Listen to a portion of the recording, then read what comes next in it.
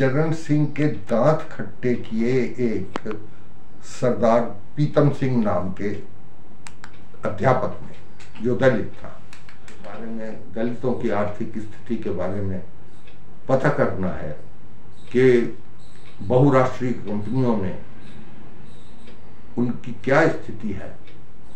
तो इसके लिए वैवाहिक विज्ञापन देखिए। बाबा साहब ने के कमिश्नर से, सेंसस के कमिश्नर से ये पूछा कि बताइए ये इतनी ज़्यादा तादाद में अछूत कम कैसे हो गए। सन 31 की जनगणना से पहले जाटव जाति नहीं थी, वाल्मीकि भी जाति नहीं थी। अगर इन जातियों को, दलित जातियों को कुछ करना है, आगे बढ़ना है, तो सबसे पहले तो अपने इस भेदभाव को, जाति भेदभाव को भुलाना पड़ेगा। बाबा साहब अम्बेडकर नामा के लिए दिल्ली से मैं सीताराम खोड़ा। अभी एक एपिसोड अम्बेडकर नामा पर मैंने सुना था। हमारे किसी मित्र ने एक सर्वेक्षण कहिए या शोध कहिए आजमगढ़ के किसी गांव में किया है, और उस शोध के आधार पर वो कुछ विवरण दे रहे थे। जिस गांव में उन्होंने शोध किया था वहाँ बता रहे हैं कि 280 से कुछ अधिक परिवार दलितों के बसते हैं। जो राजपूत जाति की परिवारों के करीब करीब बराबर ही है, लेकिन वहाँ का जो कृषि भूमि का आधिपत्य है वो अधिकतर राजपूतों के साथ है। वो उनको सामंत बता रहे हैं, हालांकि सामंतवादी प्रथा उत्तर प्रदेश में थी नहीं। हाँ, बेशक पूर्वी उत्तर प्रदेश में रही हो जहाँ आजमगढ़ जिला स्थित है, लेकिन मेरा अनुभव पश्चिमी उत्तर प्रदेश का है। वहाँ के 20-25 जिले हैं जहाँ राजनीतिक चेतना आज़ादी के समय से ही बहुत आ गई थी, काफ़ी आ गई थी। और मुझे याद है कि जब बाबा साहब ने पूना पैक्ट पर हस्ताक्षर कर दिए थे तो उसके विरोध में बड़े जबरदस्त प्रदर्शन हमारे शहर में हुए। मैं मेरठ शहर का रहने वाला हूँ।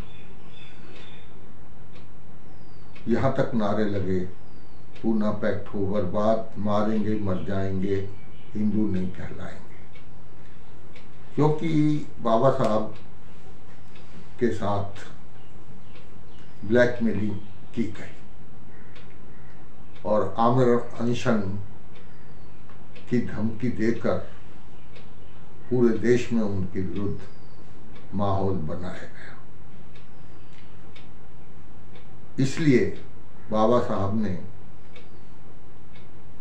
पृथक मतदान की जिस व्यवस्था पर जोर दिया था और जिस व्यवस्था को लागू कराने के लिए वो आमादा थे, अंग्रेजों का सहयोग भी उन्हें मिला हुआ था, किंतु गांधी जी ने आमरण अनशन की शर्त लगाकर और देश भर में एक ऐसा वातावरण बनाकर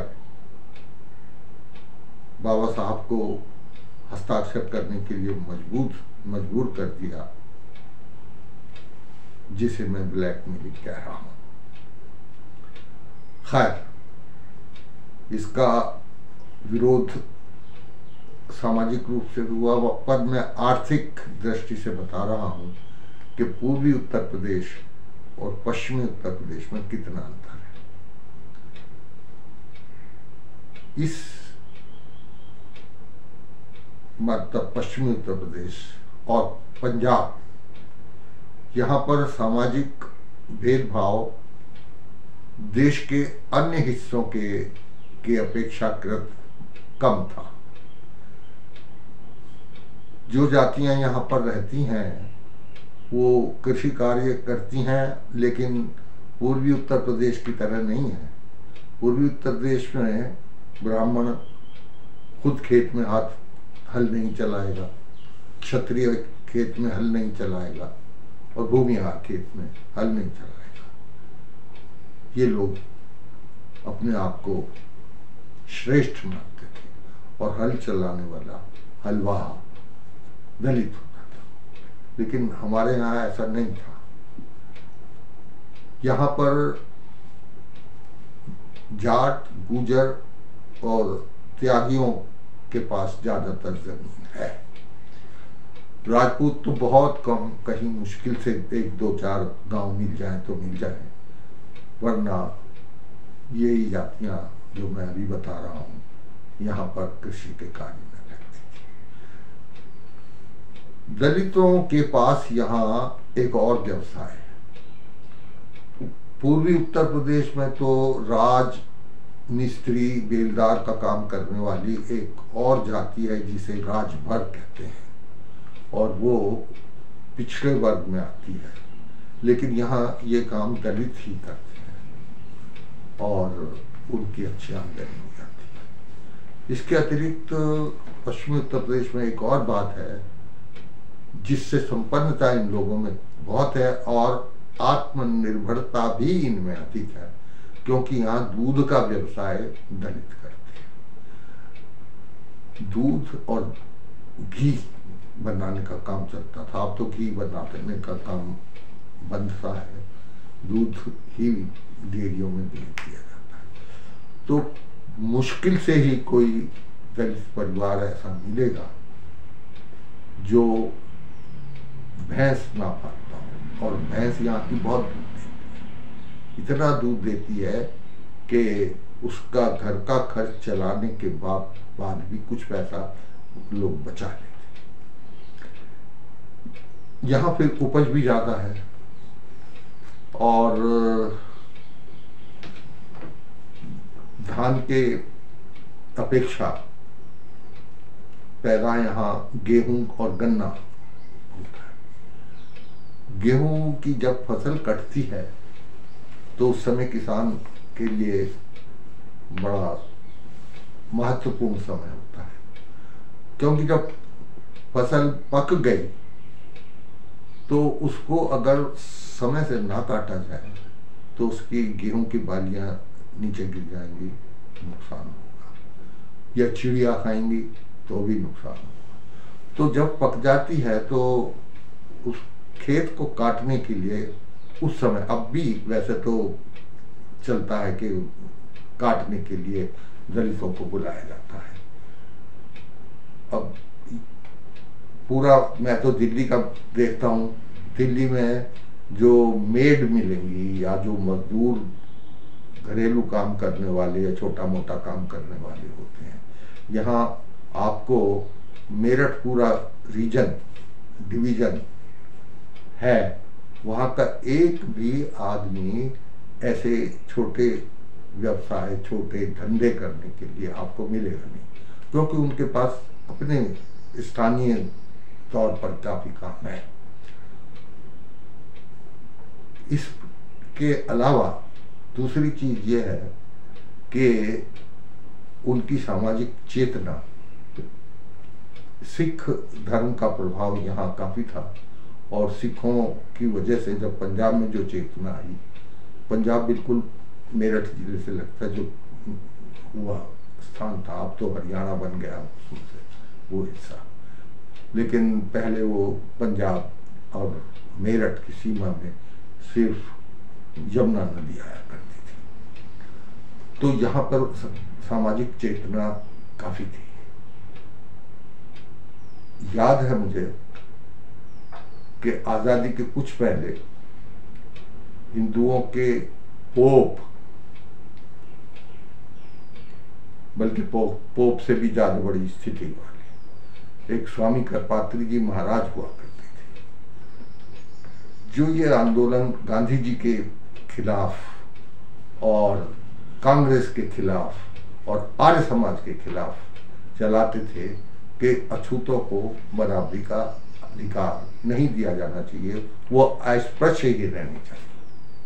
तो एक बार मेरे घर के पास ही बहुत बड़ा मंदिर है, वहाँ पर सभा हुई, आज़ादी के पहले की बात है, 10-15 साल पहले।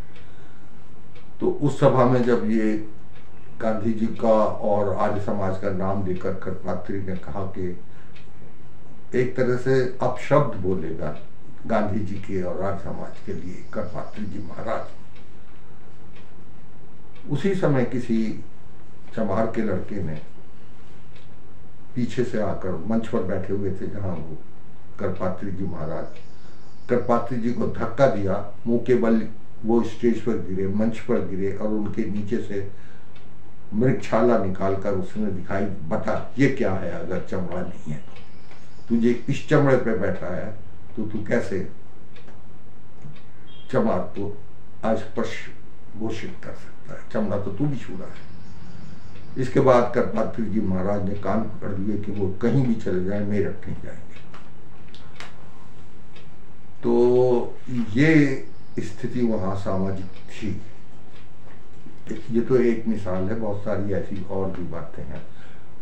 चरण सिंह बहुत प्रभावशाली नेता वहां के थे, लेकिन चरण सिंह के दांत खट्टे किए एक सरदार पीतम सिंह नाम के अध्यापक ने, जो दलित था, उसने छपरौली विधानसभा क्षेत्र से 2 बार चौधरी चरण सिंह के खिलाफ जनरल सीट पर चुनाव लड़ा और दोनों बार इतनी जबरदस्त टक्कर दी कि चरण सिंह के होश उड़ा दिए।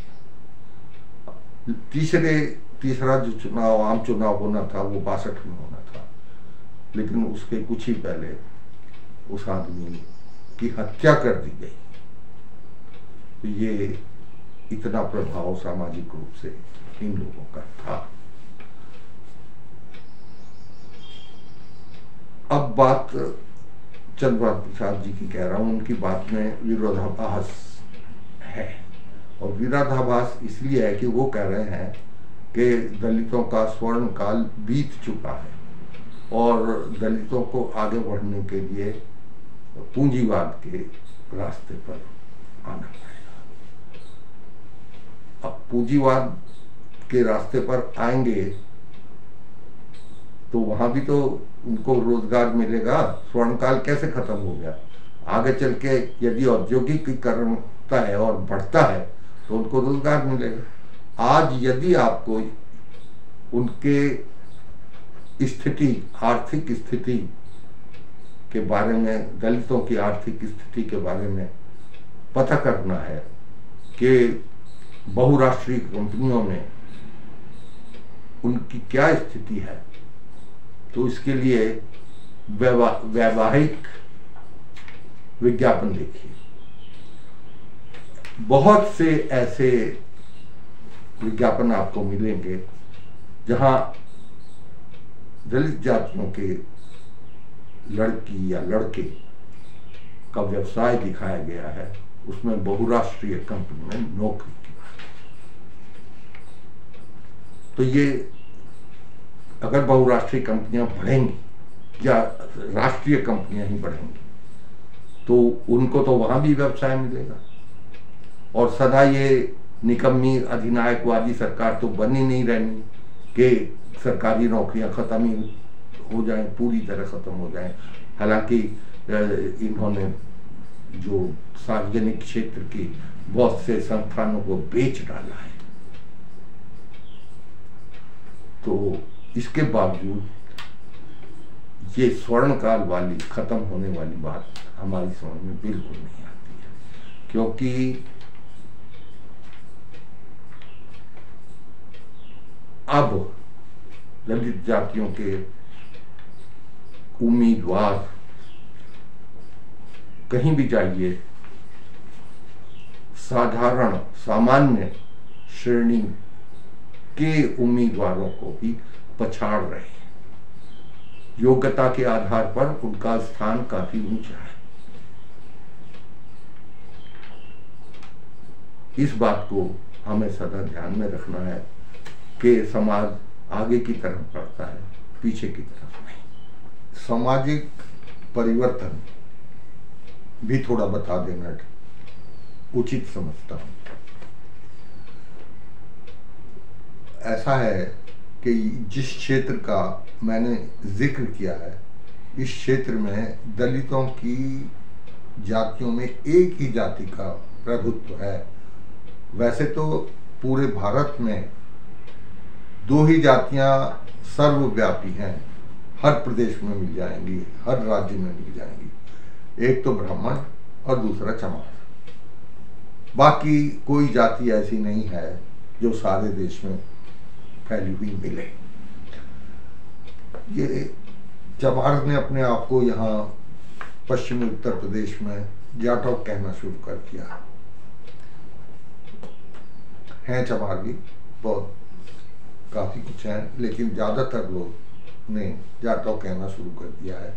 और ये जाटव शब्द जो है वो आगरा के मानक चंद जी थे, जिन्होंने दलित वर्ग संघ में बहुत प्रमुखता से काम किया था, और वो बाबू जगजीवन राम के सहयोगी थे। उनके दामाद थे सुंदरलाल सगर। तो ये बाबा साहब के भी सामने बात आई थी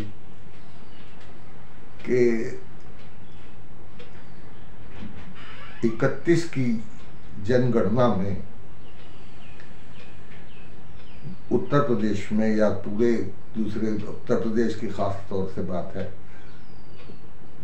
अछूतों की संख्या, जनसंख्या बहुत कम हो गई।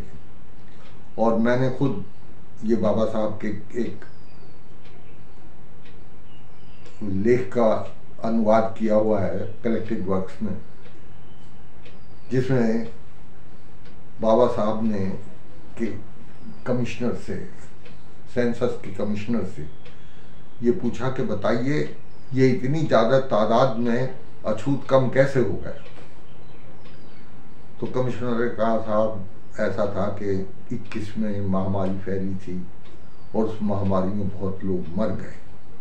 बाबा साहब के गले ये बात नहीं उतरी। उन्होंने अपने लोगों से पूछा कि क्या बात है, चमारों की संख्या इतनी कम कैसे हो गई। तो उन्होंने बताया साहब इन्होंने जाटव लिखना शुरू कर दिया है अपने आप को। तो फिर बाबा साहब ने कमिश्नर को बुलाया और उससे पूछा कि क्या ये सही है कि कुछ लोगों ने कि हाँ साहब उनको हमने अछूत जाति से बाहर सामान्य जाति में लिख दिया है। कहते अच्छा ये बताओ जरा कि उनका सामाजिक स्तर भी बदल गया है जाति का नाम बदलने से, उनसे छूछात बंद हो गई है। उसने कहा नहीं है तो फिर उनको उसी श्रेणी में लाओ।